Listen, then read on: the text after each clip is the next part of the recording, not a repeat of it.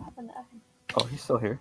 What's going on, guys? Welcome to another episode of Hyperspace Hype. We are on episode number 26. We're today hosting our own little publishing panel. Haha, in joke.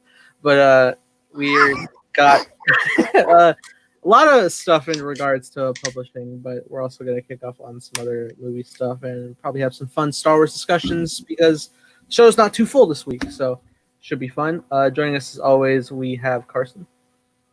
Oh, sorry.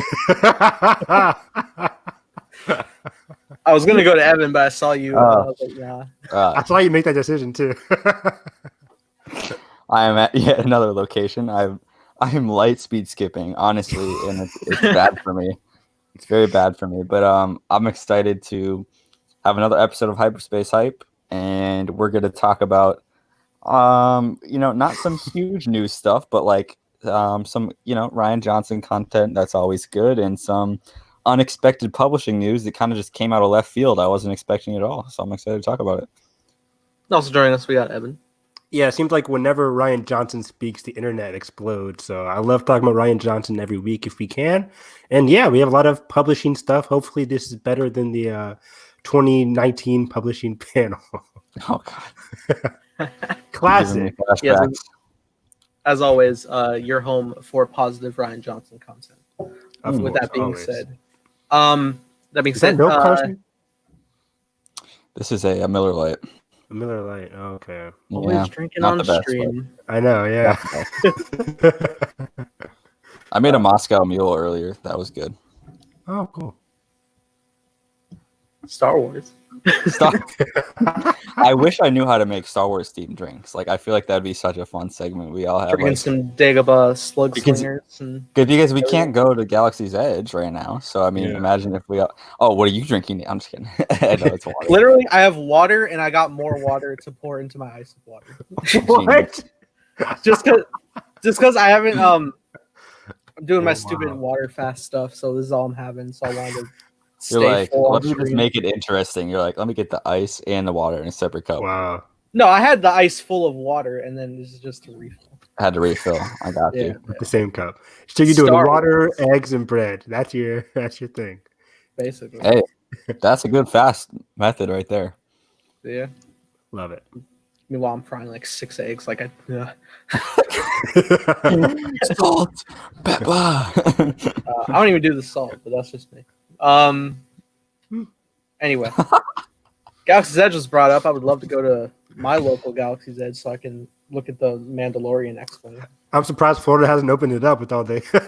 Right. Yeah, I mean, what's going on there? Yeah. Go drink some blue milk. I mean, that was hyped up at the. I attended the Galaxy's Edge panel. Oh yeah, you did go to that, didn't you? So did I. I didn't really know what was going on. I just know I got a free T-shirt. I'm about to say, do you have the Coca-Cola T-shirt? I don't even see you wearing that. Because I'm not like a huge theme park guy. Nah, me neither. I'm not a huge theme park guy, so it doesn't really get me like. I'm not like paying attention during this panel because like, yeah, it was like Josh Gad was there and it was funny because Matt Martin was on stage and he was like, "You're too young to be on stage." That's cool. And it was hilarious. Josh Gad was a great host for this panel because they showed like behind the scenes footage of like before Galaxy's Edge had opened. Josh Gad got to like go, and then they were just messing around there, and it was pretty funny. But yeah, I'm bummed that we don't have Celebration this year because of obviously I'm bummed, but also happy that it's not this year. But I wanted to go to the Cantina, and I know it was like so in high demand that they actually had like a reservation system where you only could stay in there for 30 minutes, but I feel like it would still be worth it. Was that still a thing? Like by the 45-minute reservations or something? I didn't know that was still. I thought that was like the first couple of days or weeks they did that. I didn't know. Maybe I can't remember. Interesting. Now it's 2 years away. Yeah. Yeah, Disney's 2 years away. No, never opening again. Can you imagine? Yeah. They were so ready to open too, like in July. They're like, we're ready to open. They were gonna open. Like, I still can't believe that. And then reality hit them in the head. Oh, yeah. As mentioned in our last podcast, we talk about reality of movies. Yeah. If you would like to see the Galaxy's Edge panel we attended, I have that vlog on my channel. Yes, also that. Oh wow. You actually do. We sing the Bohemian Rhapsody, and I get copyright claimed. It's great. Oh, of course. Worth it. But yeah, it was a fun time. But in other news, Ryan Johnson had some positive things to say in regards to Star Wars prequels. You know, first we had Dave Filoni, now we got Ryan.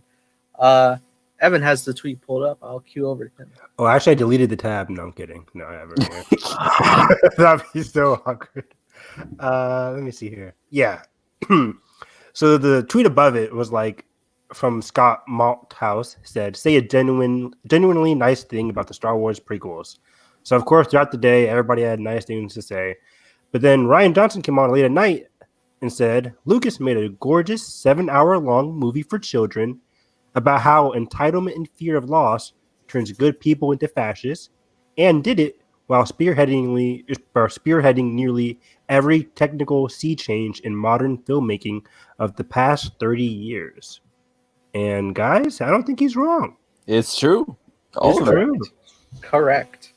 Especially the thematic stuff, yes, but also a lot of people, I think, undermine the technological achievements of like the prequels, like just because we have distance on them now. I feel like a lot of people have the perspective of like, oh, it's the prequels, you know. Yeah. But at the time, like I didn't have that opportunity to, you know, go see Phantom Menace in '99, and I wish I was alive for that. Or I mean, I was alive, but A little bit. you know, Born in the year 2000. 1-year-old me going to Phantom Menace, pod racing. Oh. But like all the like miniature work and just like kind of transition between digital effects and practical effects, really. I know it sounds kind of cheesy, like saying it out loud, but like all that stuff, like pretty much. You watch the Phantom Menace documentary. Pretty much all that stuff was like unattainable until George was like figuring it out and pushing ILM to the max. Like they had to just like work like crazy to even come up with a technology that could even remotely match George's ideas. Like it's crazy. Yeah, I agree, and yeah, that's one of the most underrated parts, I think. Like right now in present tense film discussions about the prequels, because people like to crap on the prequels a lot. People might love the prequels, but when it comes to the prequels, they talk about the characters and the Anakin's journey. But even like we're saying, the technological aspect of it all was pretty groundbreaking. Like, didn't he do like the whole mocap with the whole Jar Jar thing? Wasn't that alone? Yep. Didn't that help like with Andy Serkis and his future projects with Caesar and all that stuff? Absolutely. Definitely. And the whole pod racing sequence was pretty much unprecedented for any kind of like seamless integration between the miniatures, and because I like the crowd sequences are all like that miniature stuff, and then they blend all the stuff with the actual footage of the actors, and then all the stuff where they're just like speeding by. It's like there's just so much there that was like they couldn't do at the time. Like that just was like an impossible sequence, but they had to just like work on it for like 2+ years to figure it out. It's crazy. Yeah, it's insane. John Knoll especially had a huge role in all of this too. Like I think I read some articles like he was discussing how him and John Knoll and George Lucas helped create like cloth simulators or whatever for the different alien creatures that they used in the Phantom Menace, like with Jar Jar and all that stuff to make it look like in world, whatever. It's just groundbreaking. I love all that stuff. Yeah, it's no secret. I quite enjoy the prequels. Very pretty dope.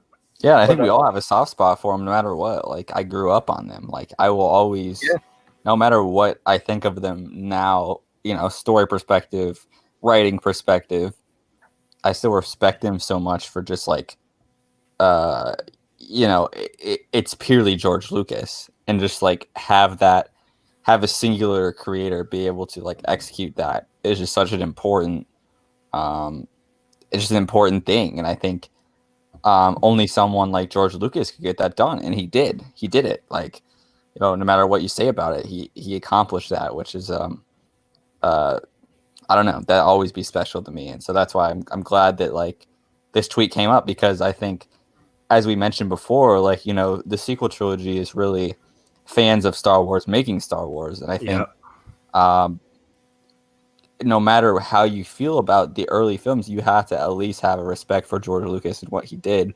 And I think he broadly accomplished like those thematic ideas of what Ryan was talking about, while also, you know, combining so much like technology and everything. And it just makes me wonder, like, what George would do now, like if he wasn't pushed out of the line from everybody. Like what would George Lucas's like third kind of evolution be? Because I don't think we'll know ever. But that's interesting, because I remember after The Force Awakens, and I love The Force Awakens, people would complain to me saying like, well, it's good and all, but it's not original. And if George would have done it, he would have made an original story, and 2, he would have advanced the technology more than what JJ did, which is interesting, because I think JJ made a great film regardless of the non-groundbreaking technology that he used. Like, he just made a great film like every other blockbuster filmmaker these days.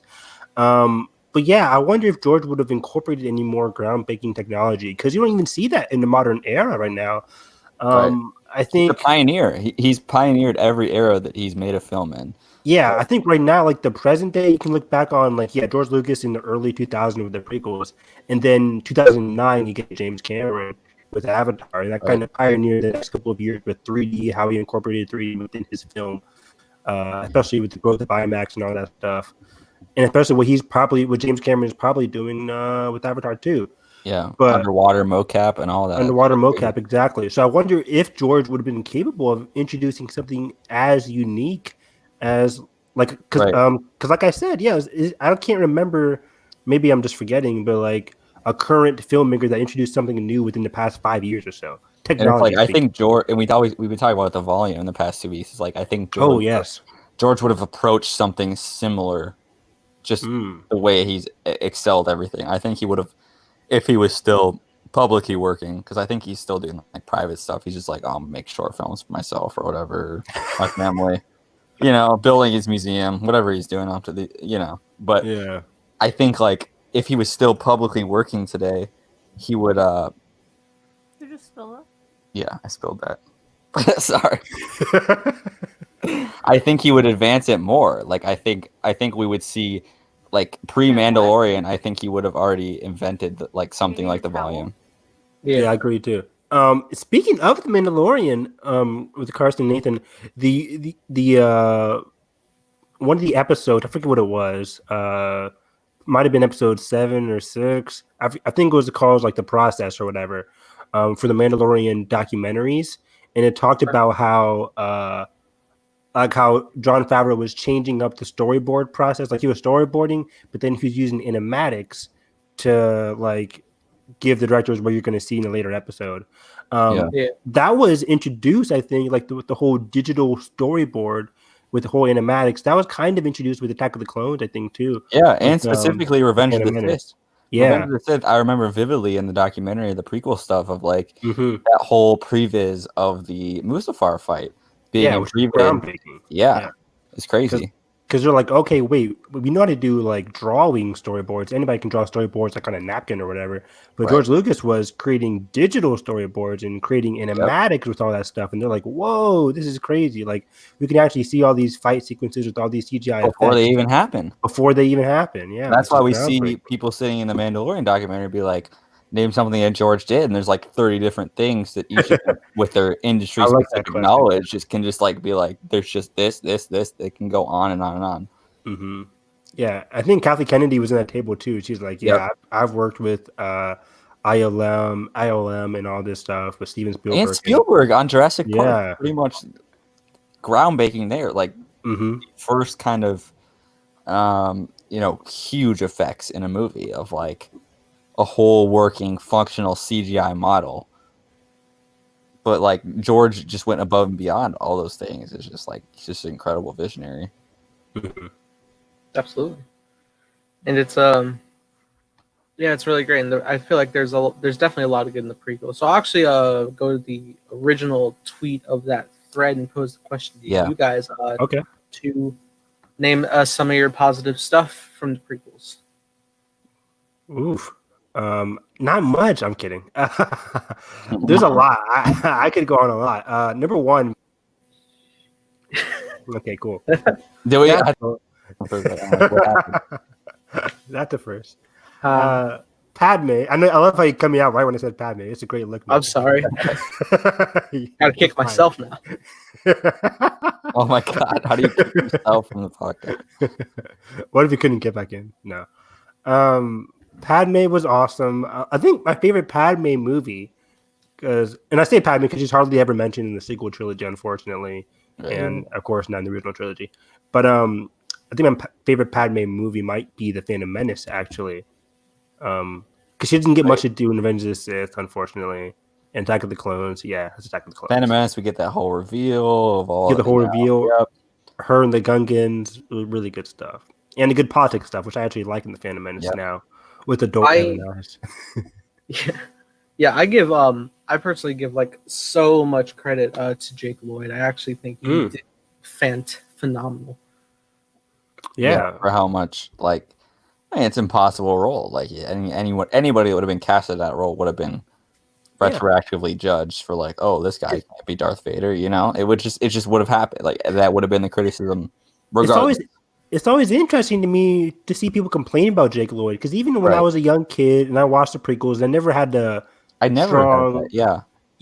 strong dislike or like of the prequels. I always loved the original trilogy more. I guess I don't know, even as a kid, and I never hated Jake Lloyd in it. I was like, he's a kid in Star Wars, right? Like, I can't complain about it. Even in present day. I can't complain. I don't remember the last time I complained about a kid's acting in a TV show or a movie. Right. Maybe Carl from Walking Dead.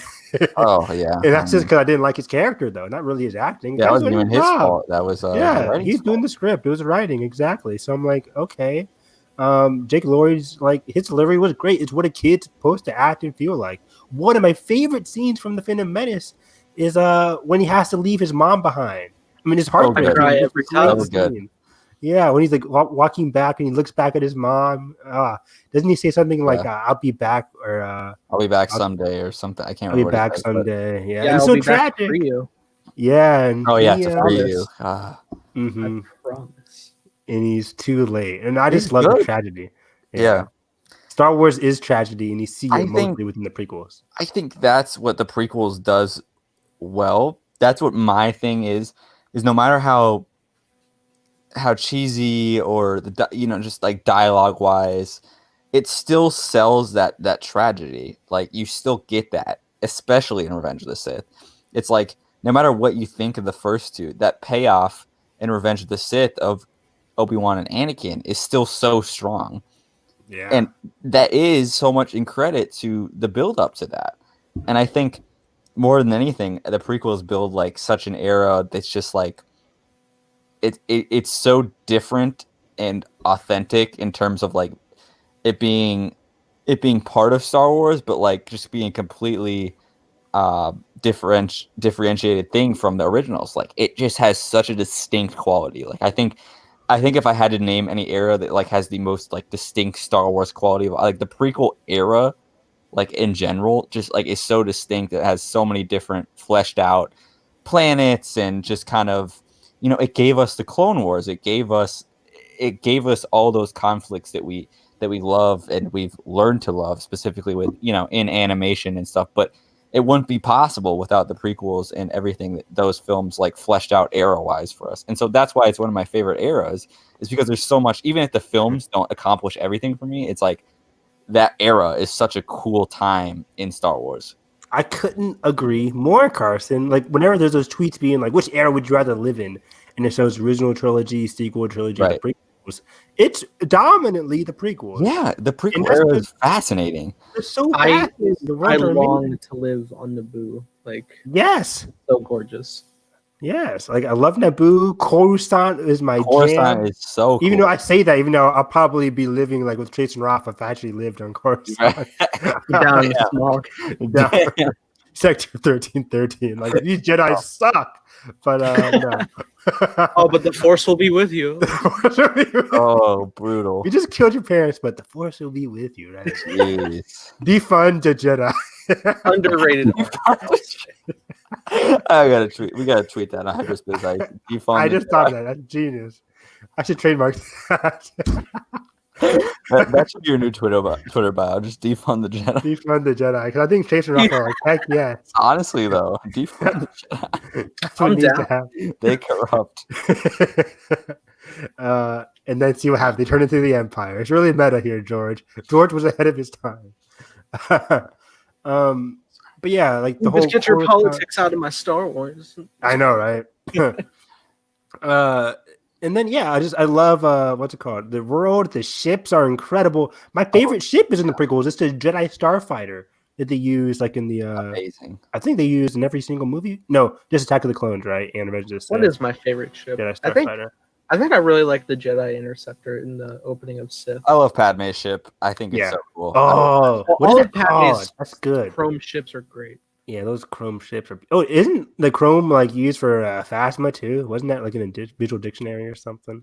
Something of like Palpatine shuttle, but he's from Naboo, so Oh, okay. So probably the same metal. Gosh, I Um, love that. It's like a double-edged sword that he's from Naboo because like That's so good, isn't it? we have Yeah. like so many vivid like Naboo like and then like especially read. I gotta read Queen's Peril or whatever because I really you?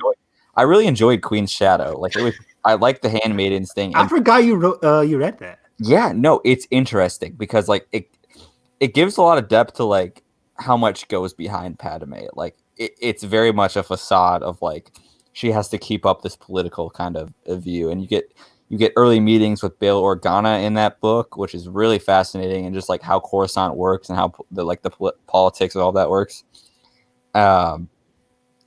But yeah, like Naboo, it's like how can it simultaneously birth Padme Amidala and Sheev? Like it's just crazy, One of the greatest lights and the greatest darkness. right? It's In the crazy. Star Wars universe. That's Star Wars. incredible. Yeah. makes me wonder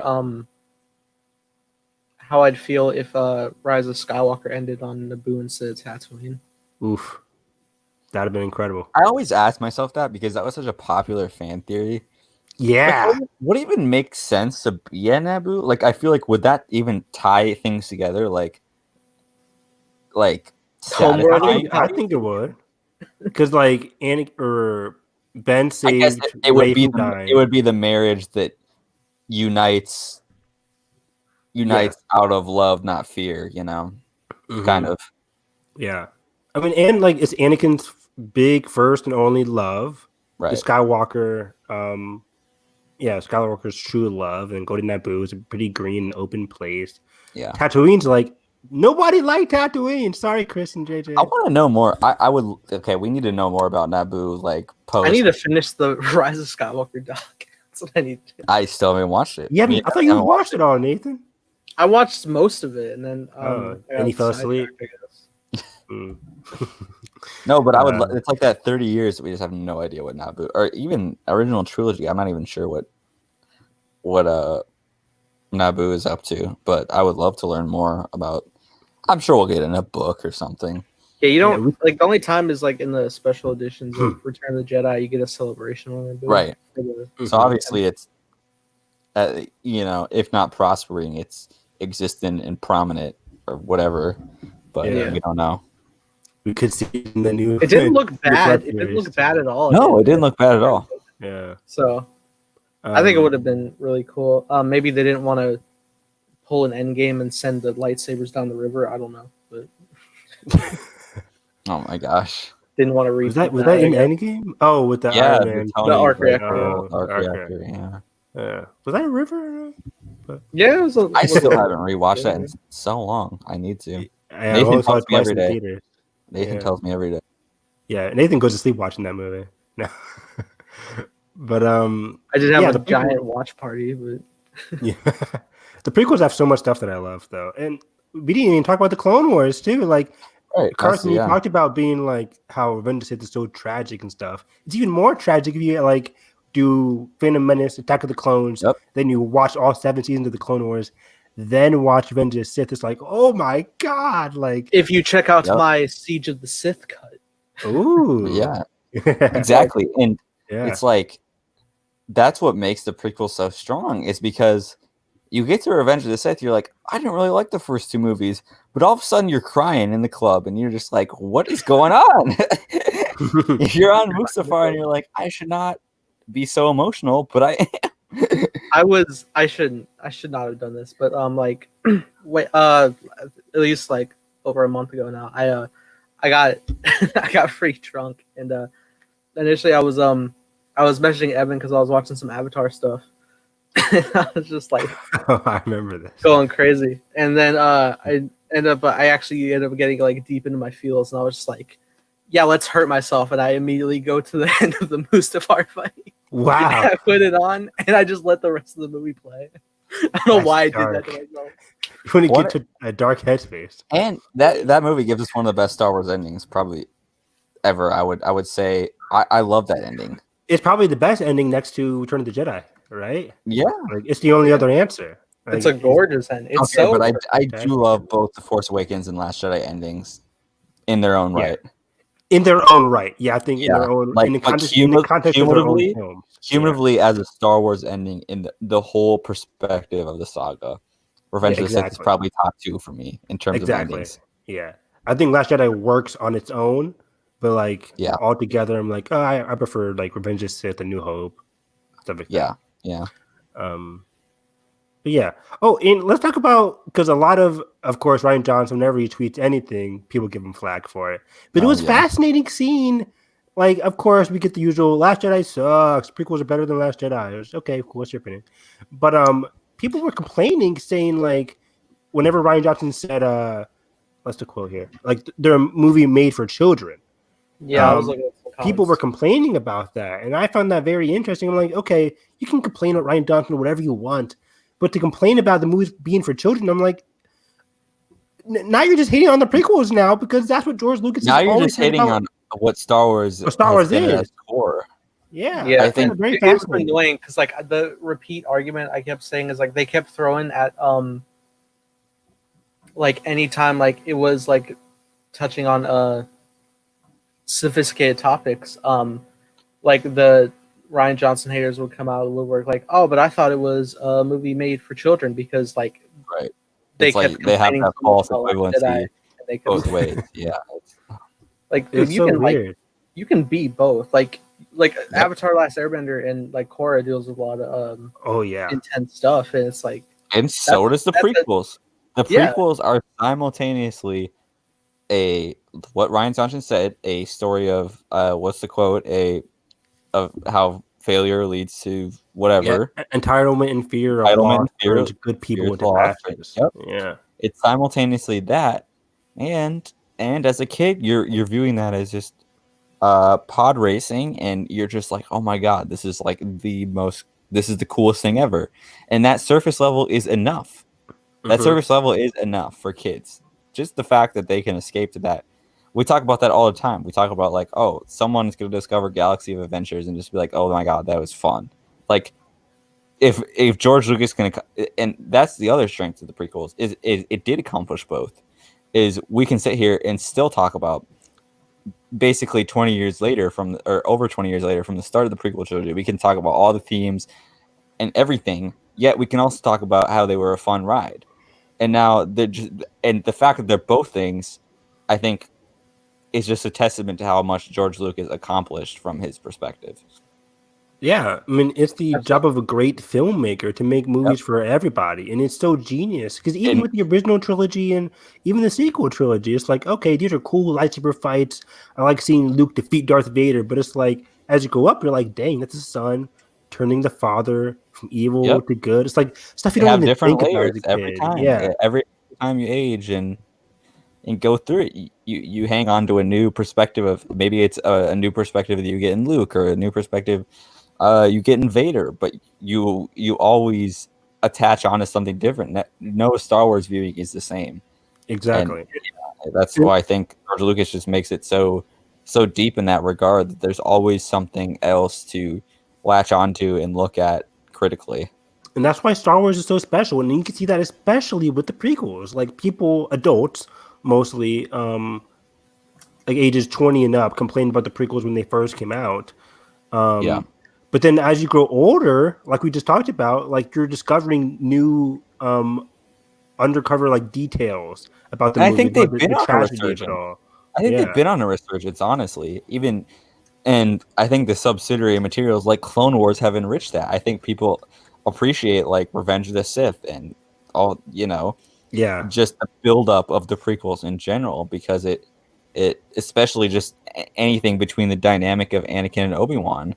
Even if they didn't like everything in the prequel trilogy, they can hang on that and just appreciate how much that paid off in terms of Yeah. a tragedy that led to everything. Exactly. It was kind of like around the mid 2000s, like in the 2008, like potentially like when Clone Wars aired, like you're saying, Carson, like that mid 2000s era and going on to present day. It's like people started growing up and being like, okay, wow, like the prequels Right. have a lot of depth to them that I didn't really see growing up. And now I can appreciate it with the Clone Wars now, with everything behind it. Yep. It's so good. Yeah, and I wanted to touch on another thing, but like real quick, I had this story for today. I was like chilling, listening to music while I was sketching some stuff, and I tend to listen to a lot of rock music. And I was and normally like I'm just watching on YouTube like a chump because I don't have Spotify, and I have it playing on my TV just for like maximum volume. And like every time a new video starts, I tend to like wait to skip the ad. But then like one of the advertisements came up and it was this rock band that was playing. And I was like, all right, because like normally it's like a random like pharmaceutical thing or something. I just want to skip through. But then it was like the same sort of sound I was already listening to. So I was like, all right, cool. And then I went to go look up the band afterwards because like I dug the sound. And I didn't it didn't click in my Star Wars brain yet, but I was like looking it up and the name of the band was Father Before Me. And I was like, oh my God, that's a dope name for a band. Yeah, Wow. That's pretty dope. I like that name. Yeah, it's pretty cool. That was a random thing that happened today. But otherwise, back to the planets. I saw something posed on Twitter before we hopped on.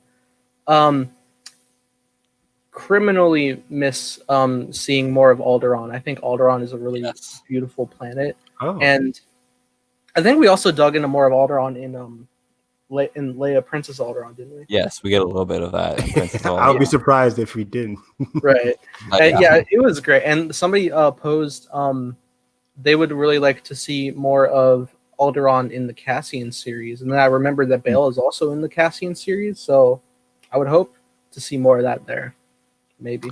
I would think so. I'd I give would like love a to see, like- 60% chance. Yeah, I would love to see that in terms of like how does Bail feel if the rebellion gets too close to Alderaan, Like I feel like you'd be ambivalent about that. Like, yes, you're for the cause, but if it gets too close to home, people would think about you differently. Like I feel like that'd be a cool perspective. Like what if, Cassian and a cell of rebels show up to Alderaan? Like how do you secretly navigate that where you're trying to keep your political and status with people, Ooh. but at the same time, you want to help the cause. Like I would love to see that kind of stuff. Speaking of getting too close, do you guys think we could see Leia in this show? Is it possible? Because we I saw was young thinking Leia about in that. Rebels. Remember, she's like helping out the Rebels crew, and she's like what? Ezra's age during that time, like 15 or whatever. So Yeah. it could be possible. I'd be open to it. Hopefully, they get a new actress, not just somebody. I would love if they do it at all. It'd have to be I don't think they would pull a Rogue One again because that's like supposed to they happen can't. minutes before A New Hope. So you could definitely get a different actress. Yeah. I don't know. I think it's just like less probable in live action. Mm-hmm.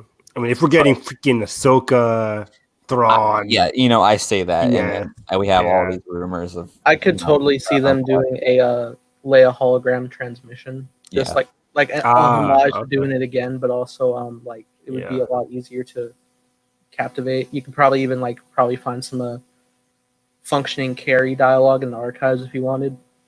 Yeah, and definitely like a hint from Bail, like in Rogue One, he's like, "There's a Jedi I trust very much." I'm so excited. Jimmy Smith was so good in Rogue One. Like I was just so glad he was back. Mm-hmm. I'm just Yeah, excited and, to see him, Mon Mothma, and Cassian in like Yeah, heavy Genevieve political O'Reilly is scenes. great. Like, Yeah, just talk about politics. Heck Yes, yeah. Carson. Like I want to see Give me that. back and forth. I want to Ah. see a Senate meeting, like an actual Senate meeting. Oh, because I wanna see you more of you that. gotta imagine Mon Mothma is gonna be like less confident at this time. Like like Mon Mothma is gonna be like a leader still, but she's gonna be like less confident, and Bail Organa is gonna be probably at the early stage of joining everything, and Cassian, he's been fighting for this cause, is probably gonna be that loud voice that like Jin is, and the end scene, the third act, right before they go to Scarif from Rogue One, where she's like yelling and just like, we got to go fight. My father wouldn't reveal this secret. Like, I'm just so curious to see how these three are going to interact on screen. yeah, I'm so I excited. think I think it was posed from her episode in Rebels, but I think if you were to see Leia appear in Cassian in like not actual physical form, I feel like it would probably be like during a Senate meeting. Yeah. Really? Well, I guess Yeah. Maybe. I guess because Yeah. it depends how old is Cassian going to be in the show. I guess it's Yeah. really only going to I be keep forgetting how long this is from Rogue probably One. a couple years, probably like 5 years before Rogue One, maybe. Possibly, yeah, 5-6 years before Rogue One. So He's not going to be 6 years old when he's still. yeah, he's not going to be. He can't. They're not going to make him a teenager. 6 years.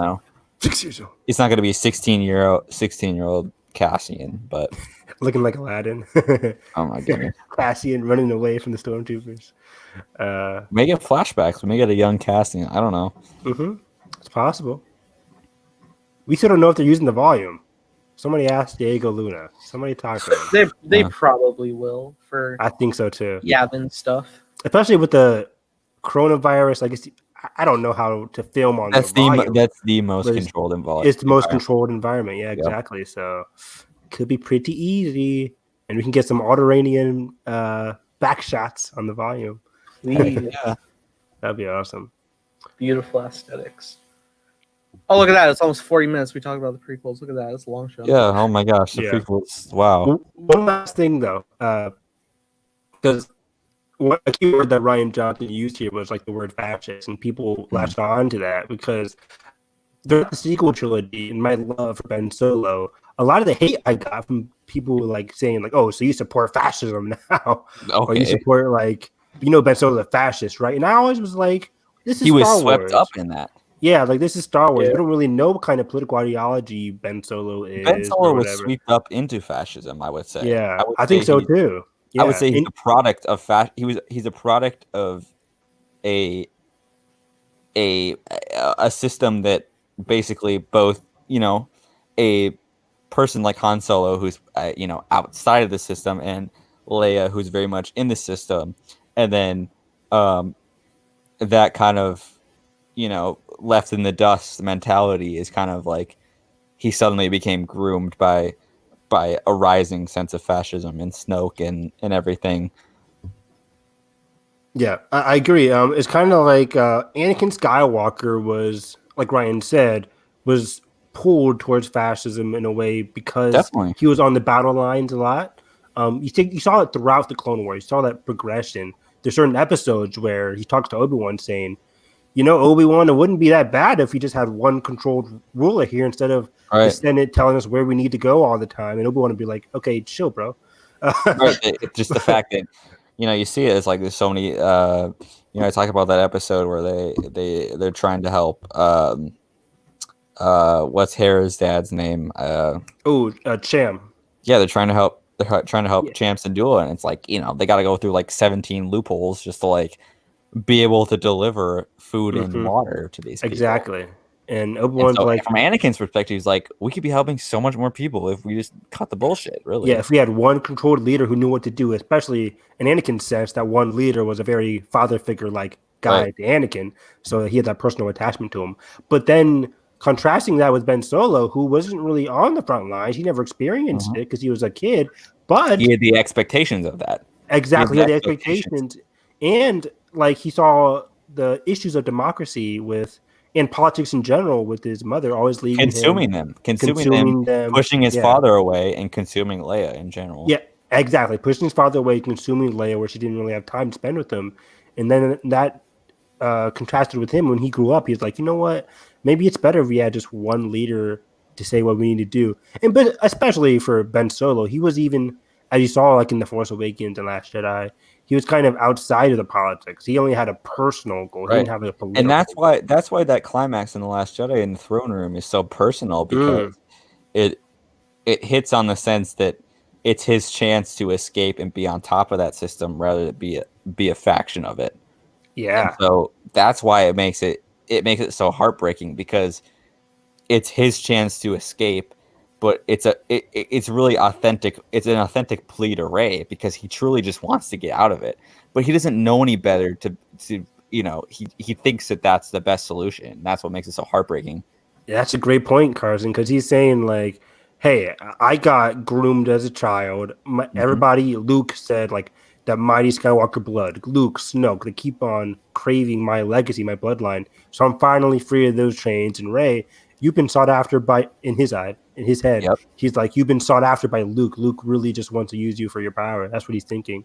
And he's like, with me and you together, we can just rule the galaxy ourselves. No chains against us. They're polar opposites. I love the So writing. good. You have no place in this story, but I care. I can create that. Yeah. Yeah. Oh, It's so brilliant. so good. So I just wanted to touch on that whole fascism aspect. It's definitely present in the sequel trilogy, because I mean, the First Order, basically the sequel trilogy is the fascism never died, and that we see history repeat itself, and we have to see products of the things that we came before fight against the things that they're perceived to come from. And so it's so interesting. Just Ben Solo is like the epitome of that, of just everything.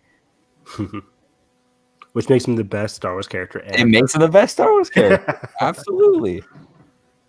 I was just thinking, I guess so frustrated whenever somebody thinks Ben was the one who blew up 5 planets. Yeah, That's like so he funny. had a choice in that. Yeah. It's the same thing with Vader. Like, Vader didn't care about the Death Star. He has no stakes in that. Yeah, he's on a personal journey too, at least after A New Hope too. He's like especially on a personal journey.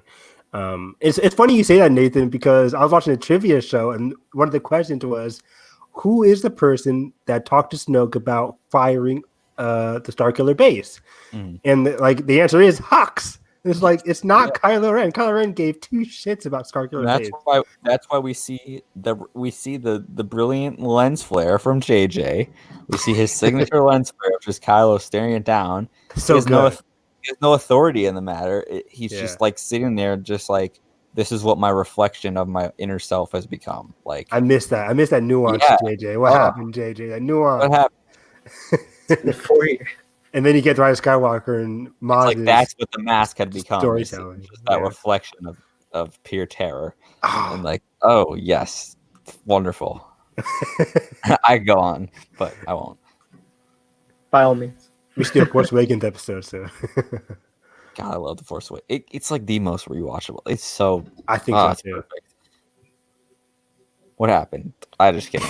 Lawrence Kasdan absence was dearly missed. Ooh, That's Carson with my the hot take. That's my hot take. I think the more I think about it, I think Lawrence Kasdan was more integral to the Force Awakens Isn't than it a I hot previously thought. It's pretty spicy. Spicy. Kasdan's pretty epic in storytelling. Like, JJ I has some know, good storytelling in Mission Impossible 3 too. Like, He did. Yeah, He absolutely. does. good stuff. Ugh. Oh well. But you know what else Carson loves? Audio dramas. Woohoo! Yes, I do. I love audio dramas. And We we're going to got, talk about it right now. We got a little kind of like a teaser of not just the cast that will be voicing characters in the Afra audio drama, but also the characters that they are voicing. And we have some returning familiar faces, such as Luke and Leia. Maz Kanata, let's go. Maz Kanata. That's cool. so exciting. That's so cool. Yeah. So it's going to be original trilogy timeline, right? In terms of it's gonna have to be. what I Afra remember. is. I can't remember. I think Vader is also in the listing too. Yep. Of course, yeah, Vader, because That's integral the to whole Doctor story. Let me see if I can find it here. Yeah, it's an expanded adaptation of her introduction to Marvel's Darth Vader, in which she makes a deal with the Sith Lord and begins a memorable if crazy and dangerous, journey. Interesting. I haven't read that part yet. I've read the first probably okay, so I've read the first 11 issues of Dr. Aphra. Okay. And it's not in there. Interestingly enough, I just pulled up my Comixology and issue 12 is her reflection in Vader's helmet. I had that as my phone wallpaper for the longest time. Yeah. That's a great wallpaper. I remember that. I think that was like 2017. But yeah, so the Dr. Aphra comic book that you're reading, Carson, takes place after the 2015 to 2016 the run before that. Darth Vader run. So it's the Darth Vader run. Something happens to her. I'm not. So she's in the Vader run before her own original issue. Okay. Yeah, I think she's introduced like in mid 2016, like in Vader issue number 6 or 7 or 8, pretty early on, because he uses her along with Boba Fett to find out who is this guy that blew up the Death Star, and that's where he finds out like that Luke Skywalker is the son of Anakin Skywalker.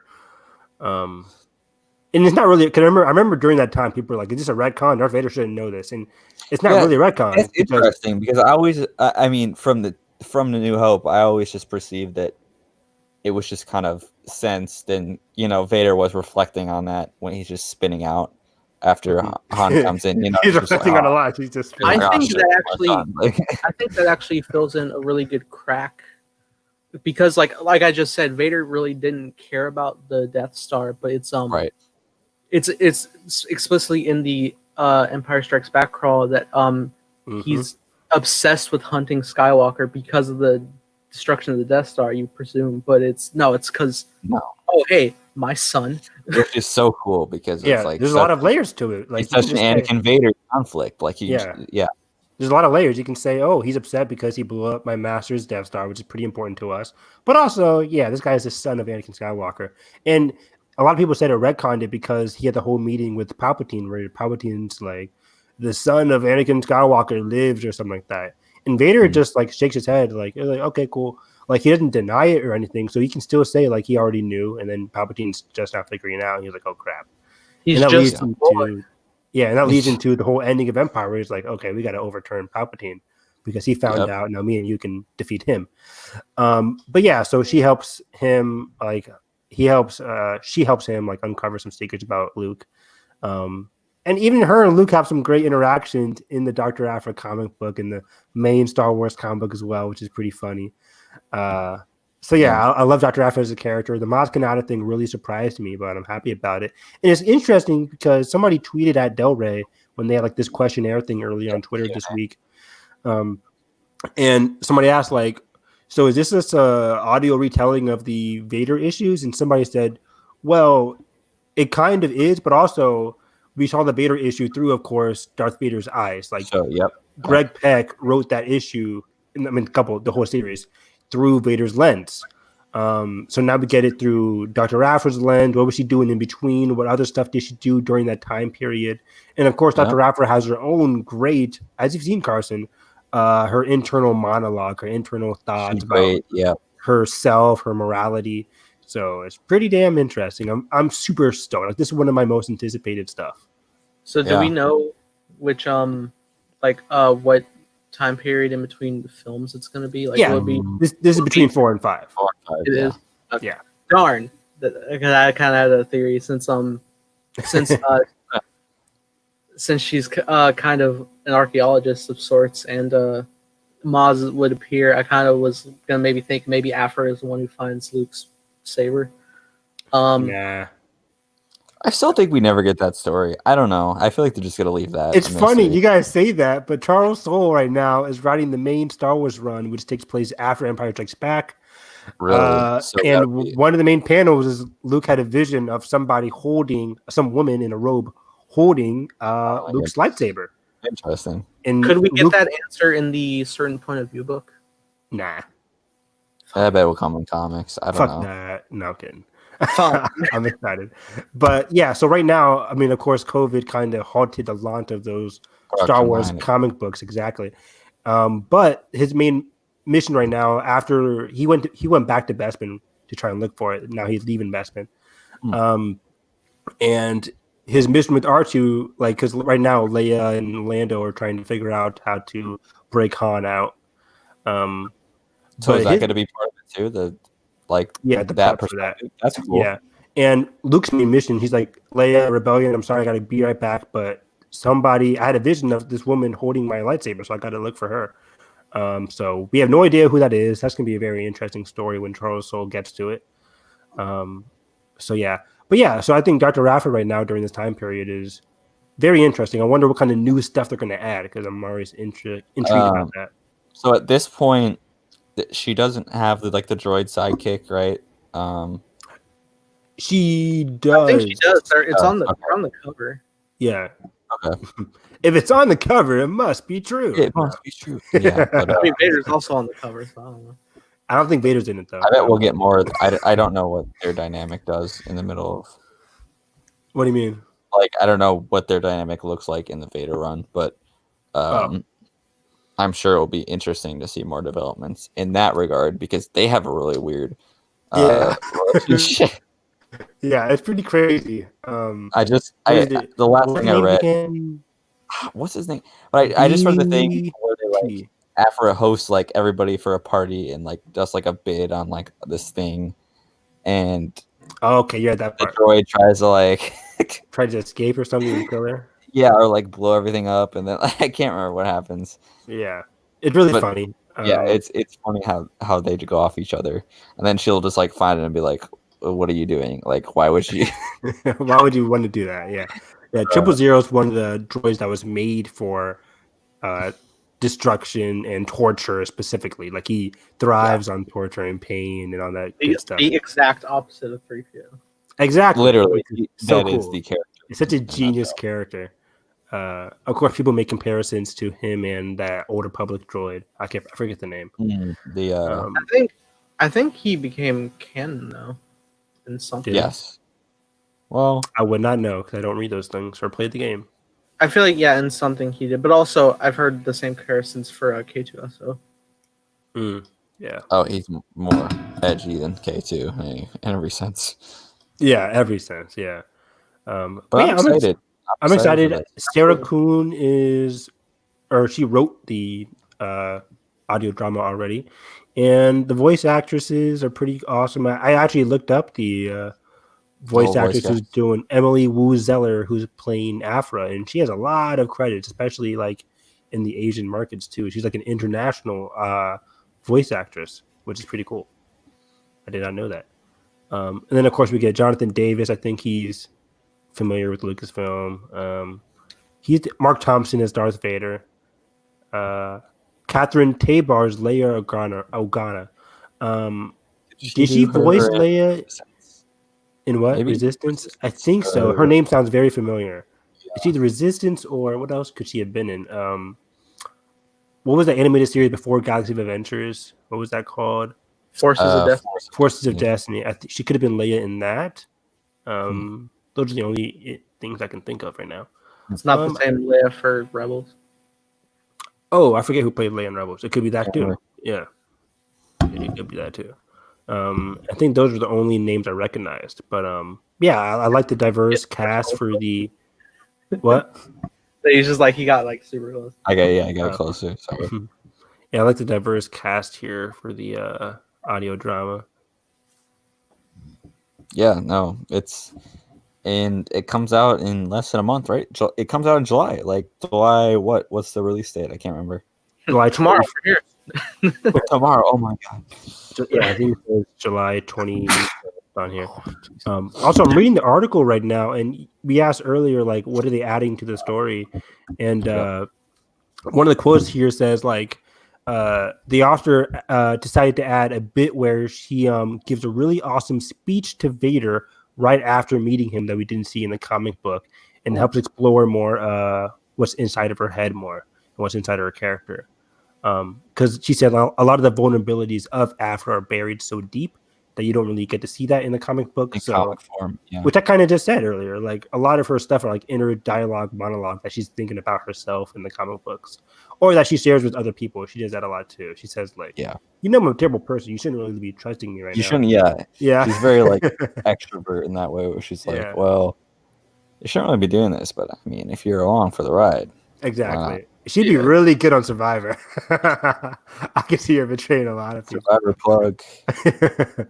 Go watch Survivor, everybody. I mean, you can't right now because it's over, but if you have CBS All Access, I'm not. You can watch binge every season. Yeah, CBS All Access does not sponsor this video, but if you really want to watch Survivor and Big Brother, you should buy But it. if you wanted to sponsor, Yeah, that'd be pretty great. Yeah, Sponsor the podcast. Let's go. I'll gladly sell out so I can eat more than fried eggs.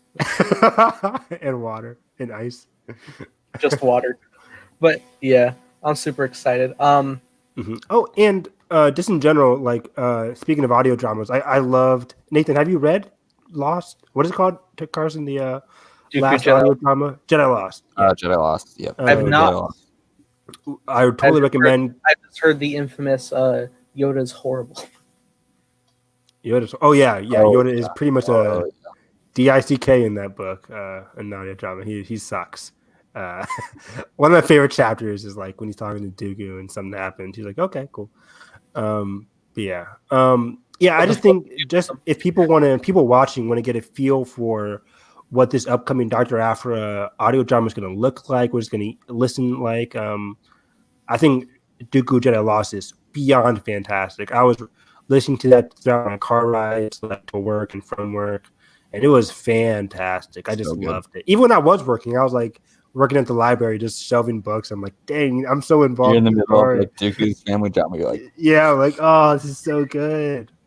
And just like the audio quality in general. And it's so different because I listened to that and then I listened to Resistance Reborn, which is just a classic normal audiobook. Yeah. audiobook, which is also great. Star Wars is great with their audiobooks.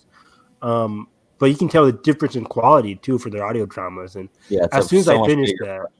as soon as I finished it, I was like, I want everything to be just like this. Like, I would definitely have like an Audible membership if every book was like Does Dooku Jedi Lost. Does Jedi Lost make you feel bummed for the end of Dooku's journey? Bummed, like Just like emotional, because I'm attached to this character. Yeah, but Yeah. yeah, it was. Yeah. I hope we get more Dooku stuff. I would Like, I don't know. It's just so fascinating because you're both like on Dooku's side and not on his side, and also just like see the flaws in everything, specifically in the Jedi, and you're just like, wow. you know, like, I it can just see why he did that. Yeah. Right. You're very like, oh, I can see why he just like is like, yeah, no, I'm not about this. But also you're like, well, Yeah, he did some awful stuff in that book, but at the Yep, same time, but we at the understand same why he time. did it. Yeah, perspectivism. sure. No, yeah, I definitely want to check it out at some point. But other than that, I got so much Mando stuff to read to you guys. I have like a full list of stuff. I'll read just it go- off. Let's Read it off to me. I got you. All right. There's a lot of new Mandalorian content, seemingly taking the place point of the High The Republic. High Republic, yeah. So, just to kick off, we have The Art of the Mandalorian, Season 1 specifically by Phil Sostak, cover by Doug Chang, which I used for the thumbnail today. Beautiful. Yeah. Got Mandalorian original novel, adult novel by Del Rey, written by Adam Christopher. Now, this is to specify this is not a retelling of any events in Season 1. This is its own brand new story. Mhm. Yep. That was a big part of the news. So I think we've talked about this off there, but prequel is what we're thinking, or Yeah. Something or other. Is Carson still with us? Okay, yeah, he's here. Okay. can you hear me? Yeah, we got you. All right. Also, we have The Mandalorian, the ultimate visual dictionary, published by DK, as written by Pablo Hidalgo. He's back. Lives. He never left. He's just living in private life. The Mandalorian, Allies and Enemies, level 2 reader by DLP, written by Brooke Vitale. Okay. I think that's how you pronounce it. And she's also writing another book, The Mandalorian 8x8 storybook, titled to be revealed later. Okay. Yeah. And there's going to be The Mandalorian Junior novelization by Joe Schreiber, And in addition, the Mandalorian inspired comics are coming from Marvel and IDW Publishing, and magazine, novelty, and coloring and activity titles are on the way from Titan Studio Fun, Crayola, Thunder Bay Press, Disney Publishing Worldwide, and Dreamtivity. Younger bounty hunters can look forward to a Little Golden Book and a Screen Comics retelling of Season 1. I don't know why. Whenever people say worldwide, I just think of Pitbull. I know, Mr. Roland. Mr. Ocean to Worldwide. ocean, worldwide. No, Oh my goodness. good old Aquaman.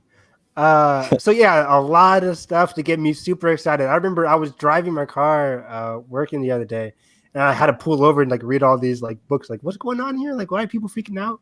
Because this is super exciting. Because I remember being so upset. Even though it made sense that High Republic had to get delayed from the fall, which is supposed to come out, I think, August and September and so on and so forth. But then, of course, COVID hit, so now everything's coming in January. But now we get the novelization, the art of books, which are fantastic. Yeah. And I really- other stuff. I'm really intrigued to see the Season 1 comic adaptation, because I really like whenever they did that with the original and prequel trilogy, and even I don't know if they ever got to Last Jedi, but they did for Force Yeah, I Awakens. think they did. I think they did it. Okay. Yeah, just like a novelization. No, like comic book adaptation.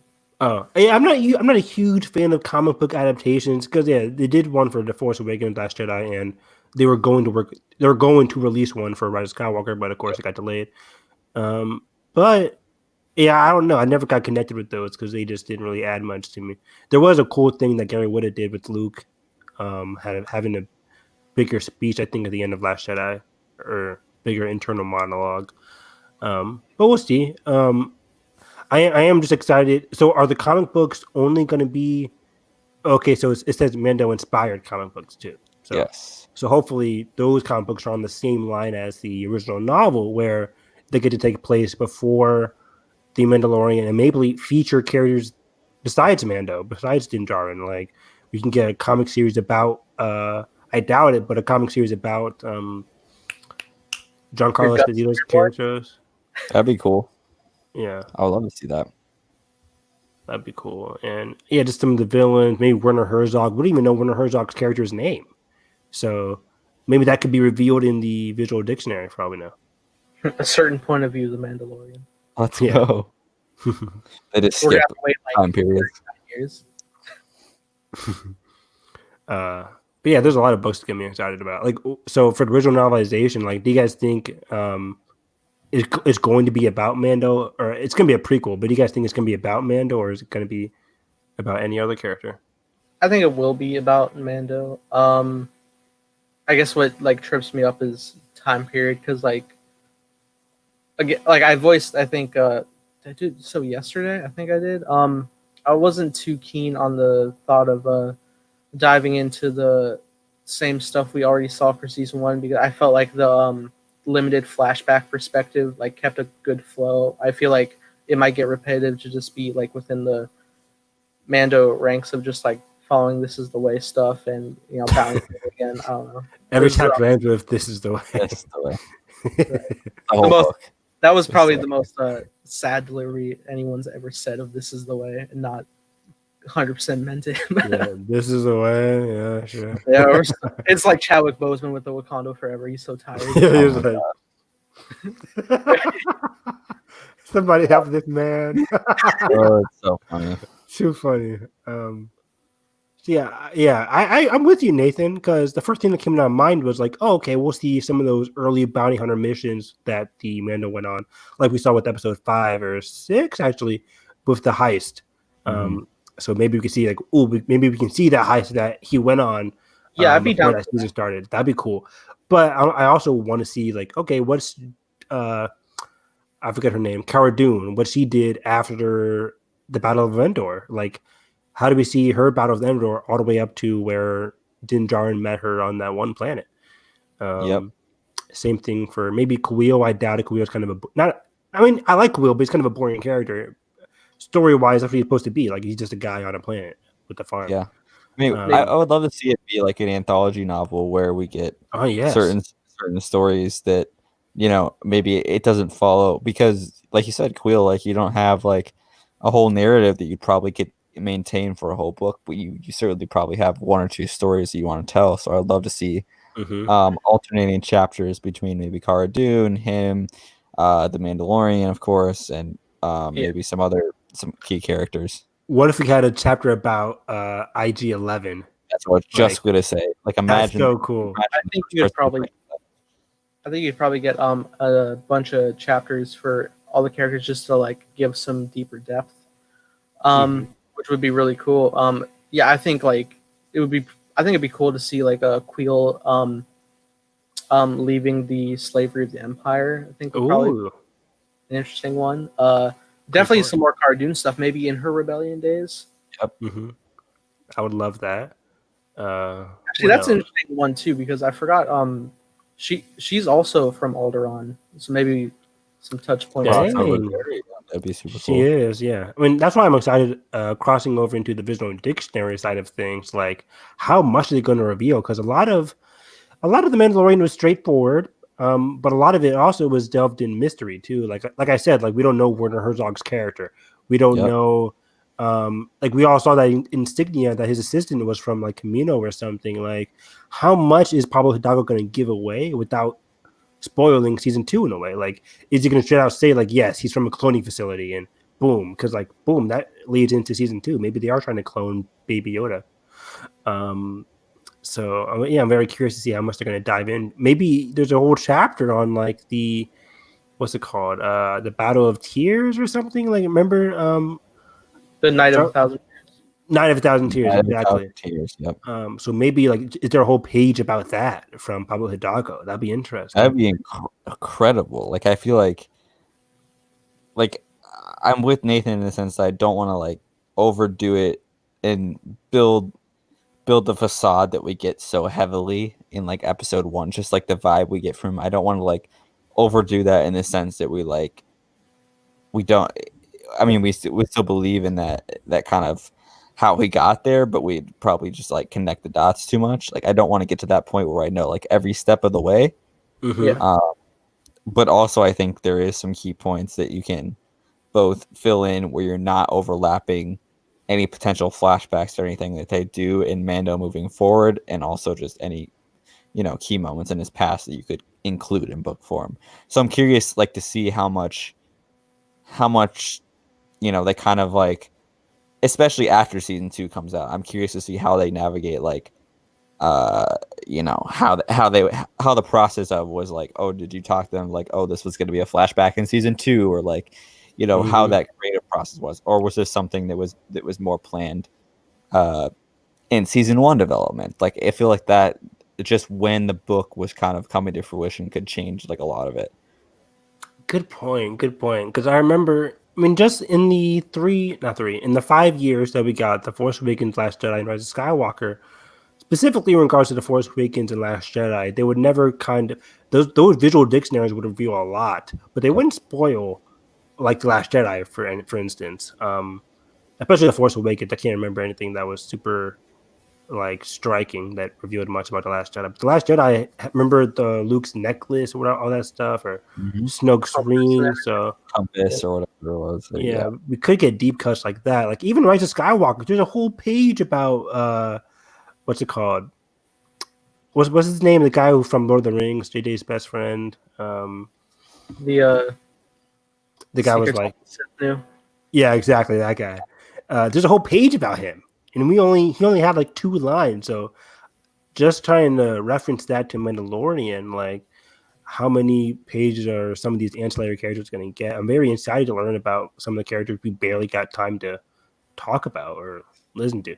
There could be a whole page about the guy from episode 5, that Tatooine dude. Give him a chapter. Cool. Give him a chapter, yeah. Like, his shirt is from like Cad Bane or something. Whoa. Cad Bane's wardrobe he rated. That'd be so cool.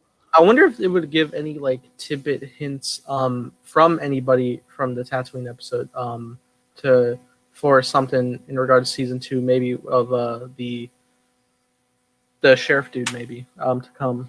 Oh, crap! What's his name? Right? Yeah. Boba Fett / non-Boba Fett dude. Cobb Vanth. Yeah. Cobb Vanth. Yeah. So Ming-Na Wen's character said like she's meeting her bounty I hunter would love friend. a chapter on that. Give Yeah, me that. because her outfit was amazing. So I wanted to see like where those items came from, more about her backstory in the visual dictionary. Because, like I said, the visual dictionary can reveal a lot. So I'm very Yep. curious. So yeah, and like I assume like the novelization could also like with Carson, if they want to do like a whole chapter for different characters, that could be too. Yeah, and I'd be curious. I think that what's interesting, what is interesting is that the junior. I think they say the junior novel is a straight up novelization. I could be wrong. That makes sense. That's what it reads like. Yeah, or it could be a straight up junior version of the original novel. I don't know which yet. Someone should have asked that in the Q&A. It would have been a good question. But It seems like a junior novelization of the series. yeah, I think so too. But I'll be curious to see like the little bits and pieces that they decide to kind of build in and not build in. That's what I'm most excited to is to kind of, and so we're getting the release dates for any of these novels is what. Are Is there it any late- release dates? I don't know if there's any release dates, but I didn't is it see late any. 2020 or is it just not announced yet? There's a link for the Art of Mandalorian. Let me see here. Because that was season 1. Oh, December 15th for the Art of Mandalorian. Yeah, I think that art book is specifically only. Let me see. The Season original 1. novel says it's loading. My computer's slow. Oh, Well, that's interesting because if like all this release December 1st. Yeah. Okay. So this is after this. You're right, Nathan. This is all after season 2 at this point because season 2 is supposed to air supposedly 8 episodes in October. So October to December, I guess. yeah, like probably like October- to the beginning of December. That's beginning of December. Yeah. That's gonna be interesting. So yeah, if I don't know where the visual dictionary is coming, so that's probably also December. now I think it's definitely gonna have a tie-in because it didn't. Me too. Now, yeah, it changes everything. That's the thing. Like the visual dictionary didn't specify it was exclusively season 1, so I think it does. Let me It's see. also interesting because no, it I doesn't. feel like if this was stuff was season 1 focused, it would have been announced months ago. You know, Mhm. yeah. like I feel like there's just so much ramping up that it feels like not even a bridge between the 2 seasons, but something to kind of like tease and kind of, tread the water between the 2 seasons or kind of tease at things. Maybe not like overtly, but I think we'll get some more context to everything, the era that we see specifically with these characters. Yeah. I'm so surprised these are coming out in December. At least the original novelization and the art of book, because I would think that would like get you Yeah. excited for season 2. But I guess I guess we have. So, if we get October release date, like we think we're going to, right? Hmm. I guess what are we thinking? 8, 9, 10 episodes this season? Do we think we increase from? I think 8. There was a rumored BS episode title thing from months ago that said 10 episodes, but I'm pretty sure it's going to be 8. Yeah, I 8 think at least. Yeah, so I don't know. But also, speaking of the Mando-inspired comic books, I'm a huge comic book fan, especially for the Marvel comic books. Yeah. I was intrigued at the fact that they're doing IDW as well. Yeah, I don't really read much of the IDW. I did some for like the Anakin and Obi-Wan or Anakin and Padme adventures and the IDW stuff. But yeah, that's intriguing as well because those are also aimed pretty young compared to the Marvel comic books, which are also aimed young. So yeah, I wonder where the Marvel comic books are going to go. Again, are we going to see a prequel with just Mando, or are we going to get it says Mando inspired? So hopefully with me that kind of means characters associated with the Mandalorian show, not exactly Din Djarin, which is like we've been talking about more exciting in my opinion. Because I want to learn more about Cara Dune. I want to learn more about Giancarlo Esposito's character. I'm always forgetting his name. But what is his name? I don't know. Darksaber dude. Moff Gideon. Moff Gideon. That's why I'm like the only one who who remembers like every week, so it just keeps getting more ingrained in my brain. Yeah, I'm gonna ask you next week too. So yeah, maybe we could learn more about Moff Gideon in these Mando-inspired comic books. I'm always eager I to could put him in the title of the video. You're still gonna forget. Totally. Yeah, that wouldn't surprise me. And I'm so good with names, like in real life. Like with friends and random people. But Not Star Wars characters. not Star Wars. Yeah. The same thing for a lot of anime. I'm like, I love My Hero Academia, for instance. I cannot tell you his It's classmate's like name. blonde haired guy. Who is that? Yeah, it's like, what's it? Arachiko? What's his girlfriend's name? I have no idea. But yeah, something like that. Trying. I gotta get back. Like, It's a great show. But yeah, so I'm very excited. Like, this is gonna give me some good time before the High Republic. Even though now that they're coming out in December, or at least It will be less than a month after. be less than a month. So I'm like, why can't they just come out in August or October? It's kind of disappointing, but whatever. I've been waiting for movie theaters to open. I can wait for more books to release as well. So yeah, it's the way of the world these days. exactly. Not going to This see a is the movie, way. but at least give me more time to read books and stuff that aren't Star Wars related. I have like 3 books like right behind me here, and just like waiting Just for me sit. to read them, and it's just sitting. I'm like, this is a perfect time for me to do this. But I played Last of Us, and now I'm like, want to play Now Last you're of Us just thinking again. about us. Yeah. So yeah, that's my life. Did Nathan get shorter? What happened? I know he like glitched and he's like, yeah, my cam setting was like going off. Like I decided to actually like sit up straight and it adjusted. But yes, Mando. Mando, great more show. great, And great show. The doc's presumably over, the- so we're just kind yeah, the docs are over. Presumably the trailer is supposed to come out in August, right? Definitely. So will not. about a month away, if not basically. Wow, it's crazy how it's July. Don't even say that, Nathan. That's crazy. It's July 3rd now. It's July 3rd right now, as of this podcast airing. And I already have, like we could be- Ahsoka footage and all that jazz. I could be 1 month away from going back to school. Why am I even saying that? Oh. Oh my God. Ew. You dare Ew. speak the devil. Oh man, that's crazy. Crazy. Well, We're kind of anything out of else? Nathan? Out of the show? Yeah. kind of. I mean, that's a short. Look at that runtime. Yeah. Look at that Yeah. runtime. We haven't had that runtime since like So satisfied with that, honestly.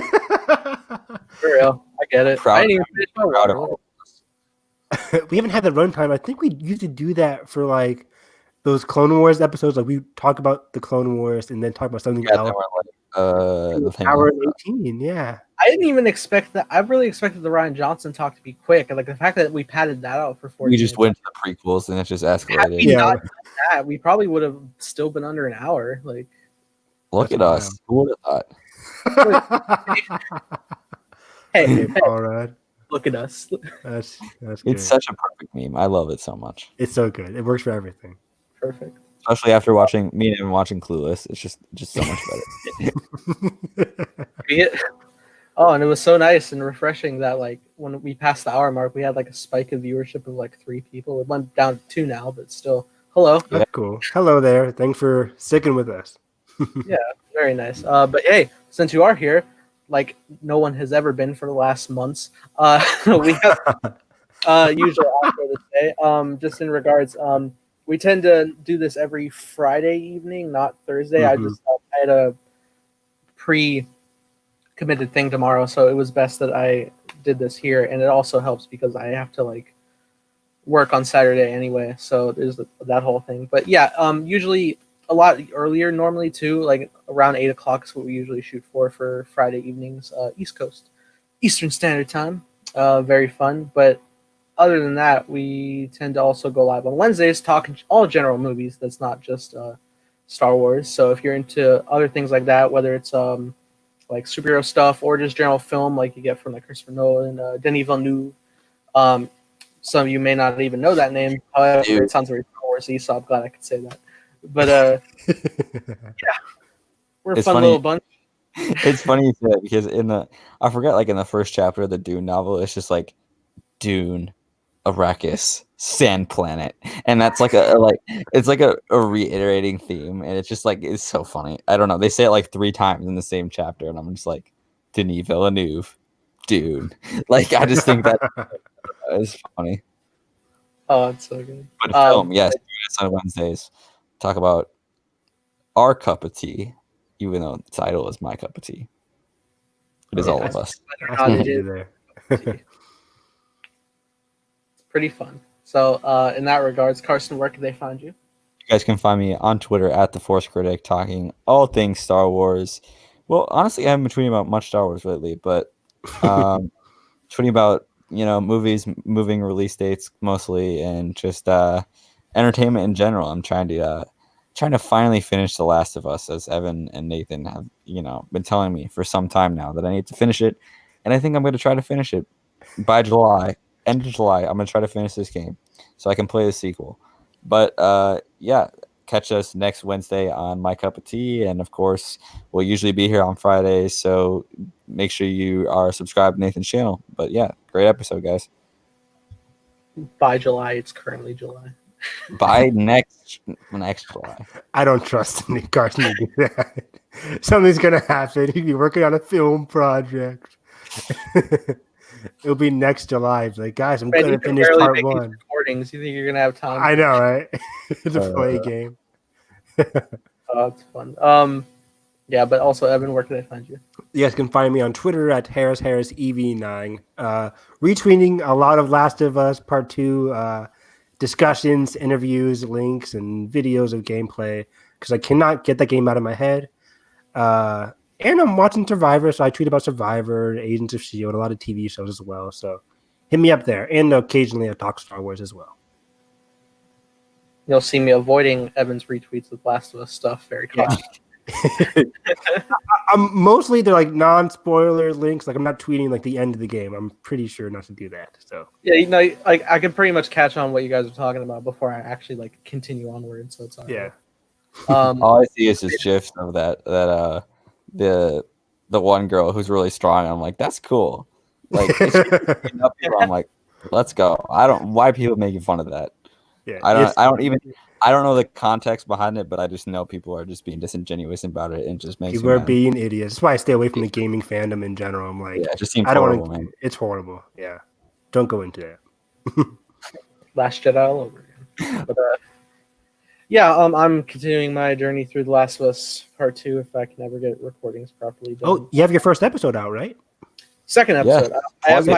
I have my horrible first launch stream that was constantly crashing, but I do have an actual properly edited episode 2 up now that has the big big thing that happens, so that's fun.